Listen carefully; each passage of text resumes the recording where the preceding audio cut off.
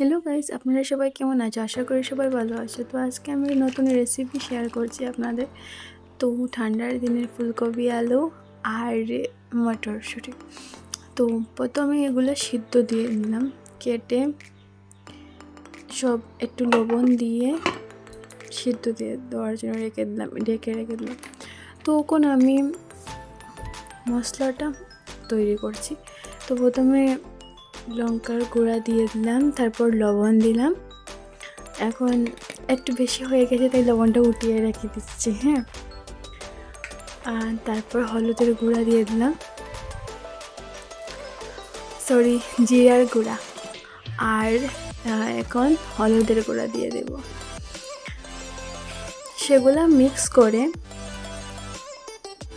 সামান্য মশলা সেগুলো মিক্স করে দিতে হবে। তো এখন জল দিলাম। তো মিক্স করে রেখে দিলাম। সেখানে গরম কড়াইয়ের মধ্যে তেল দিলাম, পাঁচফোড়ন আর আদা কুচি কুচি করে দিয়ে দিলাম, আর তেজপাতা দিয়ে দিলাম। যেগুলো সিদ্ধ হয়েছিল সেগুলো দিয়ে দিলাম ফুলকপি। তো এখন মশলাটাও দিয়ে দিলাম। মশলাটা দেওয়ার পর একটু কষিয়ে আর মশলাটা মিক্স করে আবার ডেকে রেখে দেব। তো ডেকে রেখে দিলাম। তো ডেকে রাখার পর এখন জল দিয়ে দিলাম। জলটা দেওয়ার পর কয়েক পিস পনির রাখা ছিল, সেগুলো ভাবলাম দিয়ে দিই, আর একটু টেস্ট আলাদা হবে, তাই সেগুলোও দিয়ে দিলাম।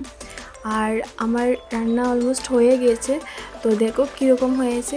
আর ভালো লাগলে লাইক, শেয়ার, কমেন্ট আর